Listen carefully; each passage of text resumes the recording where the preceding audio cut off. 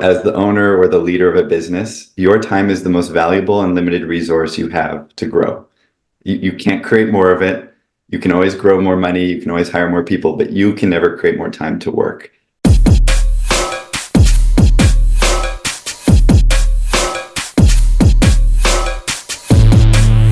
Hello, Profit First entrepreneurs and thought leaders. I am so excited today because we have a very special guest and a very special topic. And today I have Jordan Tate joining us. And Jordan is a lifestyle oriented business coach who helps business owners grow their businesses while working less.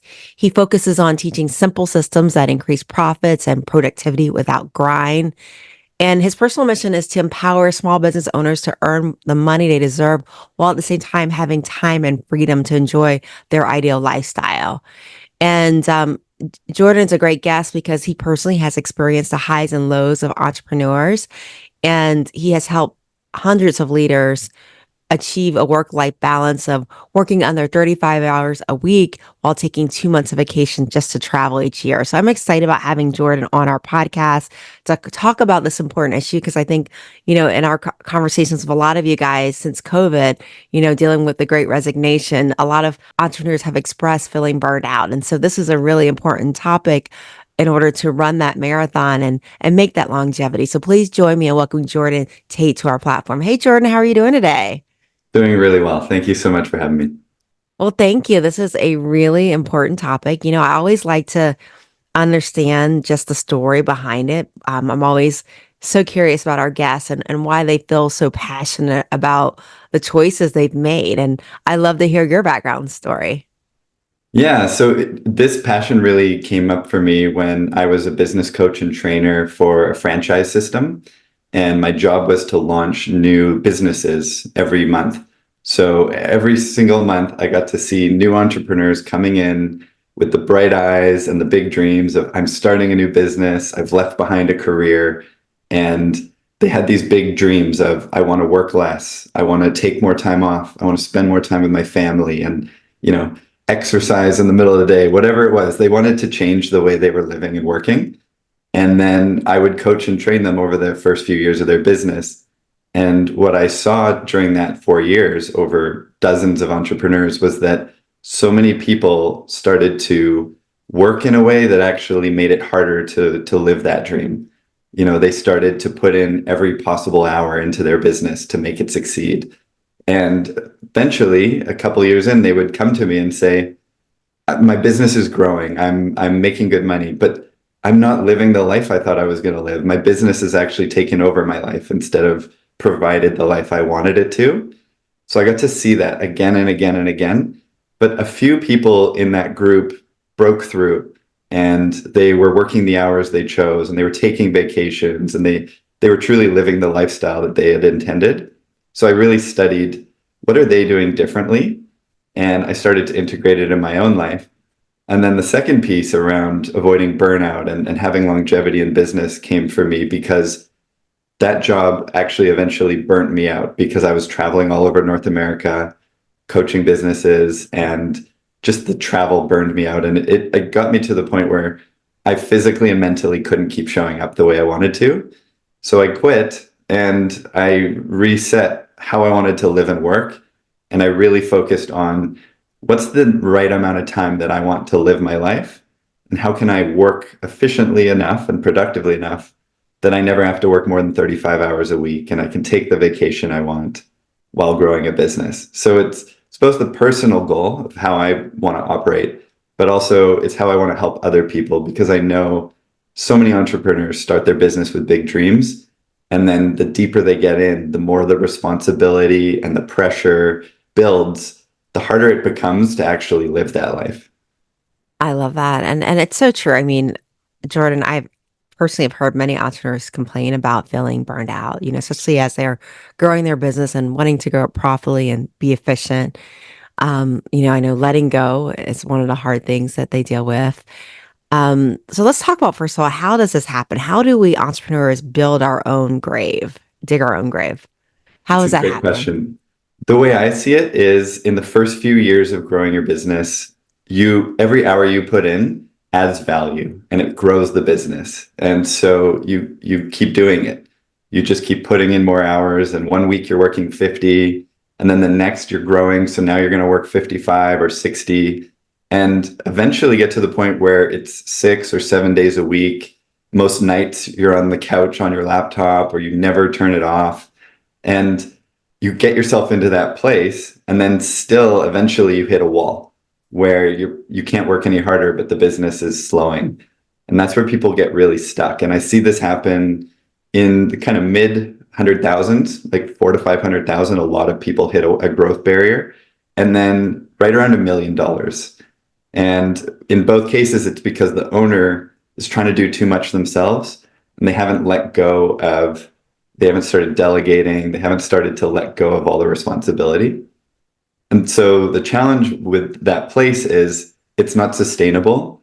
And if you're working more hours than you want, and you're sacrificing too much of your life and your relationships and your health, your business isn't likely to grow long term, because you're gonna fail, or you're going to not be able to show up the way you want to.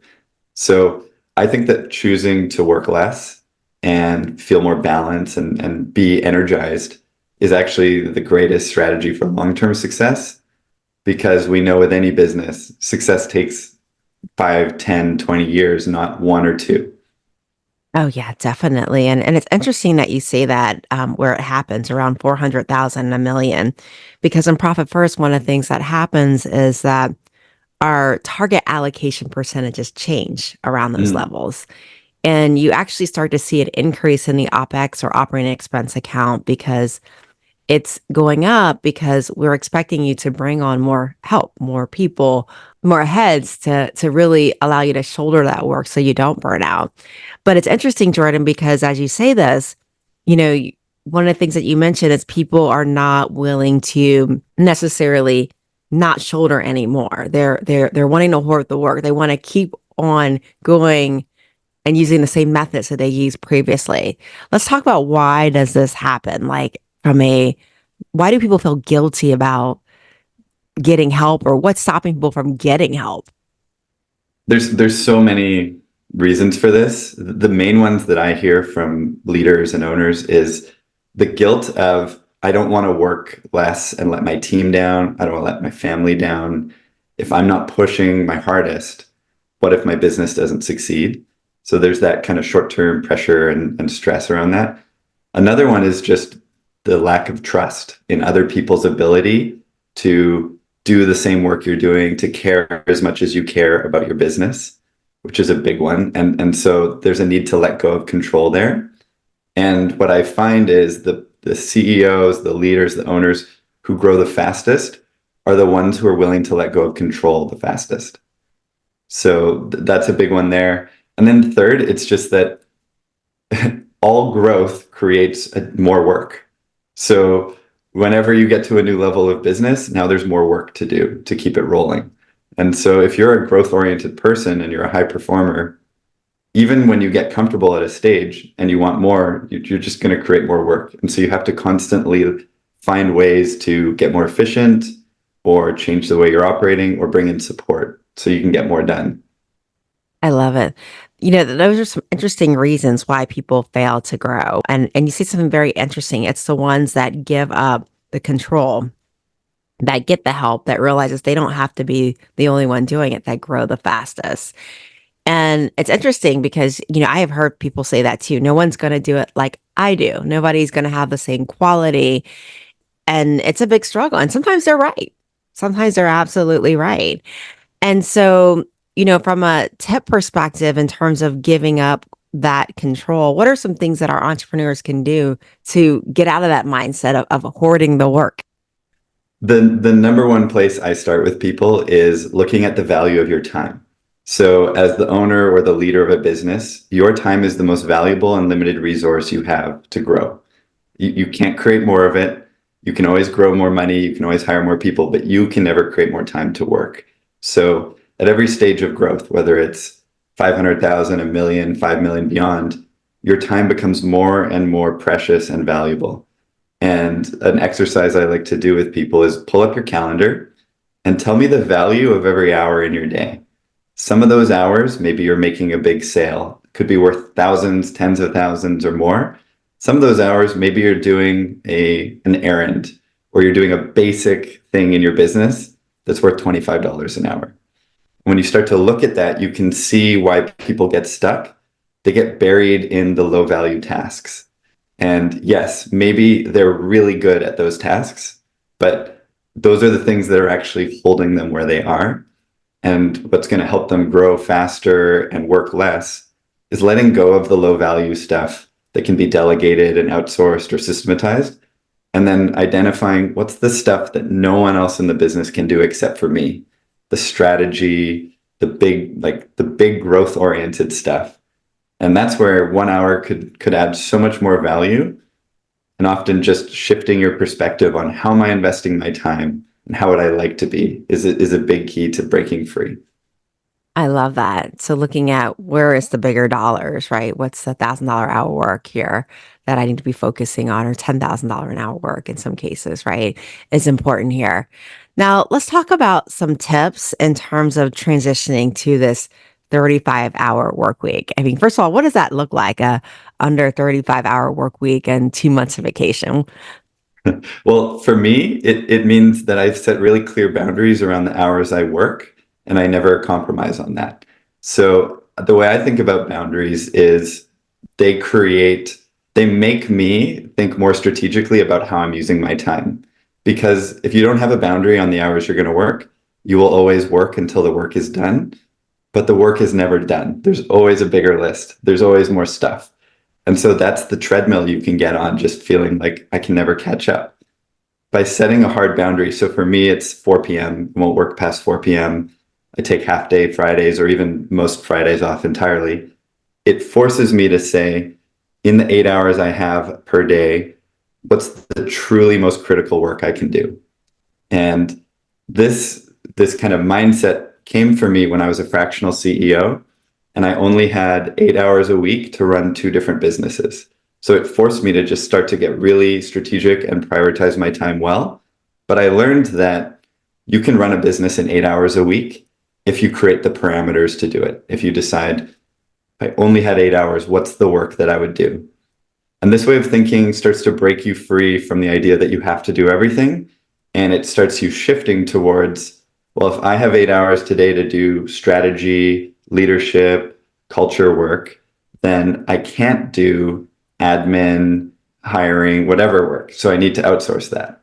I love it. I love it. So really getting strategic and boundaries and focusing on boundaries.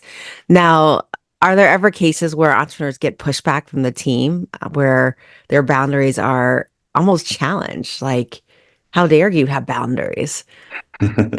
Well, I know that's a hard part with employees is a lot of bosses, owners, whatever, they want to be the first in and the last out. They don't want to have their team working when they're not because they feel guilty about that. I just continue to work with people on why is that the case? Why can't you trust your team to work without you? And what's the example you're setting for your team? So if you're a leader and owner and you're burning out because you're working too hard, what does that say to your team? What kind of pressure does that create on them? And whereas if you're an owner who balances your time, has control of your schedule, and is comfortable, taking time off, that sets a healthy example for your team, which is also a key to longevity and retention with your employees. I love it. I love it. So realizing there's a benefit for you having balance is really important with that. Yeah, and I work with people to shift their mindset from the only way to grow is to work more hours and to work harder to the best way to grow is to work strategically and productively. And two people can work the same amount of hours and get a significantly different amount of work done or quality of work. So this idea that if you work 60 hours, it's better than working 40, I don't think is true. I think it really is that a strategic 40-hour week is significantly more impactful than a grinding 60-hour week where you're just trying to get it all done. I love it. I love it. So in terms of tips, so someone just starting on that journey of getting that balance in their business and in their life, what are some things that they can do to just get started on their journey? I like to work with people on the simplest way to start is your calendar, because your calendar creates the structure for your week. And as I've said, if your calendar doesn't have limitations built in around when you work, when you don't work, then it can get really chaotic. And most people's calendars are jammed with too many meetings, too many tasks, and no time to break or to recover. So what I do is an exercise where we actually take a blank calendar and we say, if we were to design your ideal week, what are the essential building blocks of this week? When would you start work? When would you finish work? Would you have time for breaks built in? Would you have time for exercise built in? What are the core functions that you need to accomplish in a week? So do you need a few hours on marketing? Do you need a few hours with your team? When are you going to focus on this? And we just build up all the building blocks, and then we kind of reset their whole calendar and way of working around that.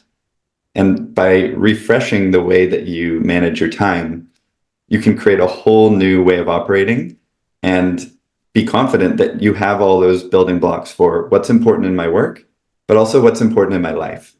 So if picking up your kids from school is important, that's one with some of my clients, then let's build that into your schedule so it's never missed, so that you can't have a meeting booked during that time. And just realizing that as a leader, you do have total control of your time, and the more you exert that control, the better, is really liberating for people. I love it. So when that goes wrong, where do you find that it goes wrong? Yeah, great question. So it's one thing to create the ideal schedule or a block schedule. It's a whole other to actually follow through on it. And the big shift is it's hard to change the way you work just overnight, right? So as a coach, that's where I really help people. We check in on this every week. We say, what's working? Where are you struggling? What's not working about this schedule, and how can we continue to tweak it? And often it's continuing to feel the responsibility of I have to say yes to every meeting, or I have to be there every time someone needs me for this, or I have to be involved in every part of this project. And it's continuing to work on the mindset of, is that true? Can no one else support you with that? Is there a way to set an upper limit on some of these things? So with most leaders, I recommend you set a limit of no more than 10 hours a week of meetings, because I've seen people get buried in 40 hours a week of meetings where you're just sitting talking about stuff, but you never actually have time to do the stuff that you need to. And when you set this boundary, it means that you get to protect your time to do the other things that are important. And you'll say no to the meetings that weren't that important anyways, which we all know we get dragged into. Oh yeah, definitely we do. So this is really good from that standpoint. This has been a really great conversation. Definitely a lot of good tidbits with that, and starting with the calendar to create those boundaries. Now, Jordan, for our viewers and listeners, one of the questions that we like to ask our guests is, if you could leave our audience with one piece of advice, it can be personal, it can be business, what would that piece of advice be? My philosophy is time is the most valuable thing we have. And we often trade too much of our time for money, growth, and other things that we think will eventually help us buy back our time and freedom later in life. So I'm just going to grind today, but 10 years from now, I'm going to slow down and I'll enjoy myself more. I think the problem with that is tomorrow isn't guaranteed, and you can actually have both. You can still grow a business, you can still earn amazing money, and you can still have time to enjoy your life today if you manage it intentionally. So I like to work with people on kind of a lifestyle do you want to live 5, 10 years in the future, and what can we change today so that you can actually start living it now.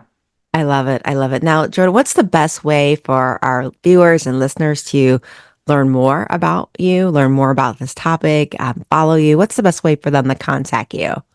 So I'm on LinkedIn every day. I share content and ideas about this stuff. I do a lot of podcasts. So Jordan Tate on LinkedIn, and I'd love to connect with people there and learn about what they're working on and their goals. And then I have a website, www.theintentionalbusiness.com. Thank you. What I'll do is I'll go ahead and put Jordan's information in the show notes. So if any of you guys are driving, That information will be there. To scroll down when you get to a safe place, and you'll be able to contact and learn more about what Jordan does. Thank you, Jordan, for joining us today and sharing your wealth of knowledge. Yeah, thanks for having me. And for anyone who does go to the website or wants to learn more about how you can work less while growing, I have a free mini course on my website, and that'll teach you 6 different ways to think differently about your time and your strategy as you're growing, so you can get started on pulling back while actually still growing faster. I love it. Thanks, Jordan. Thanks very much.